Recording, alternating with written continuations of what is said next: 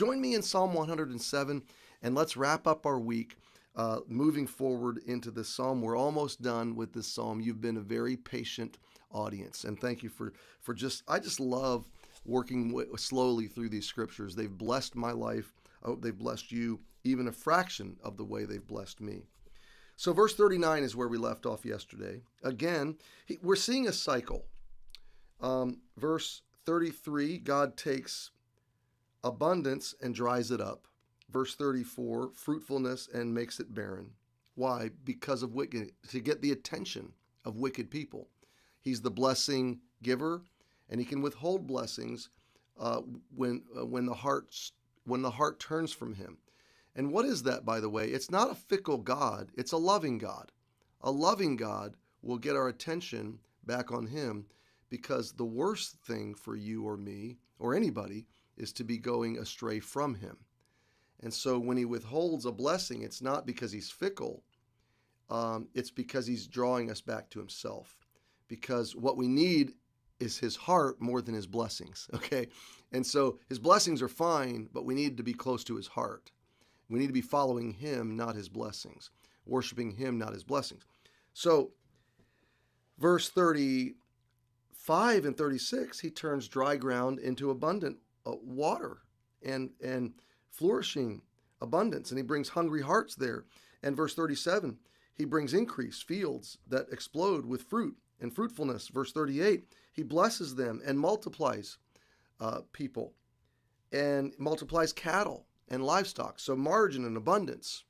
Verse 39, again, so now we see the cycle again.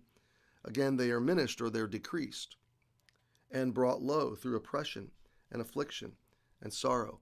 So we see there's a cycle to it. And in this case, sometimes life dries up again, not because of wickedness or rebellion or sin, but because of various forms of injustice, oppression, or some form of affliction, like a sickness or an illness, or some form of sorrow or loss in life. So verse 39 teaches us that life, you would have had a sense if you were a Hebrew 10-year-old child learning this song in elementary school in ancient Israel. You would have had the sense, you would have been understanding life has its ups and downs. Life has ebb and flow to it. And you're going to have seasons of abundance and margin that are like summer. And you're going to have seasons of affliction and sorrow and hardship that are very, very difficult. And God governs all those seasons, and he's the one fixed in all those seasons. In abundance, he's the blesser. In sorrow and affliction, he's the deliverer. He's the consoler and the comforter. Wherever you are, God is there, and he is what you need there, okay? And so you can expect life to have that ebb and flow, that come and go and give and take. You can expect not all of life is going to be abundant, and not all of life is going to be afflicted and sorrowful. And God doesn't intend for us to camp out in Sorrowville. And he doesn't teach us to expect to camp out on the mountain peaks of celebration and ecstasy. He actually teaches us that there's ebb and flow, and there's a journey to it. And in the journey, we discover him. And we discover that he is good. And on the mountaintops of ecstasy and celebration, he's the one that took us there. And it was all his abundance and provision.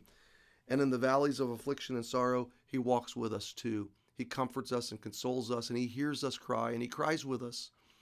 And he brings us out of those things eventually. Verse 40 brings a sense of justice again.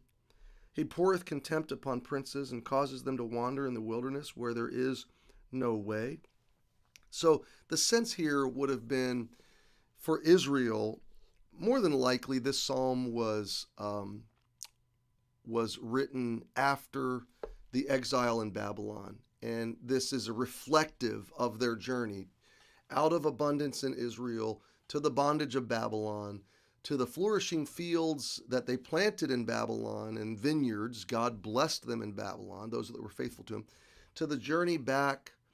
And they would have been, in some sense, oppressed by the princes of Babylon and the leaders of Babylon. And yet God dealt in justice with those leaders as well. He dealt with those kings that oppressed them, and he brought judgment upon them. So the psalmist is teaching us those that are exalted high, but defiant to God and oppressive, they're going to be brought low when God is ready to deal with them. And God will deal with them. And deal justly with them. But look at verse 41. 41 comes topside again. Yet setteth he the poor on high. So look at the contrast. We've gone from the contrast of a dry land to a flourishing land to now the contrast of a high place of exaltation and wealth and prominence, value, stature, and a low place of poverty and outcast and rejection. So now we're talking about social status, material status, political status, societal, socioeconomic status. So in one part of the passage, there's an agricultural contrast, okay? But in this part of the passage, there's a socioeconomic contrast. And those in poverty and those that feel less than, those that have been experiencing injustice, those that have been marginalized. You see, the Israelites in Jerusalem were at home, and they were the ruling, people.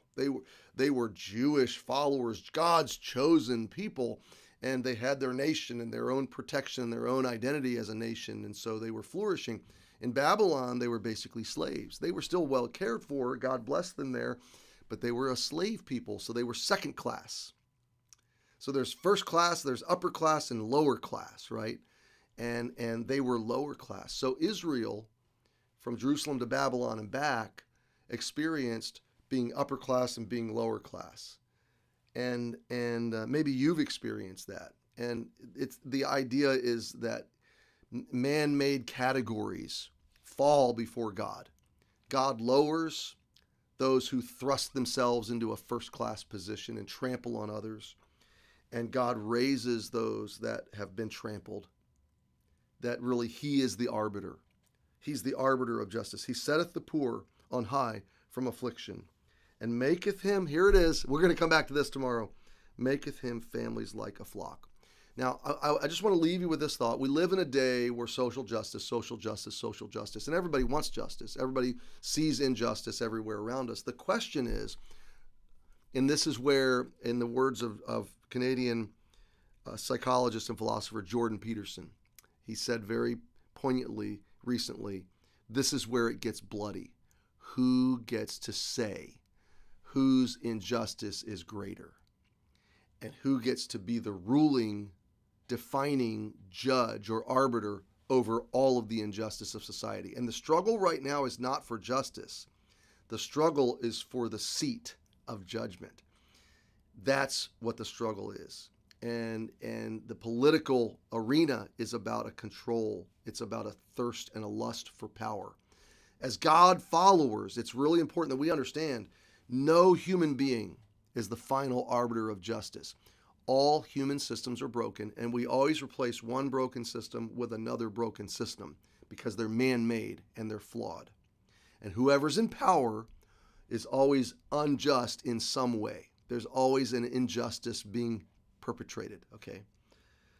What this verse promises us is that God is the arbiter, the final judge, the final arbiter of all justice. And he will flatten things. He'll bring down the high, he'll lift up the poor, and he will set the record straight. So my friend, if you feel the record has been stacked against you, the deck has been stacked against you, don't lose hope. He will set the record straight.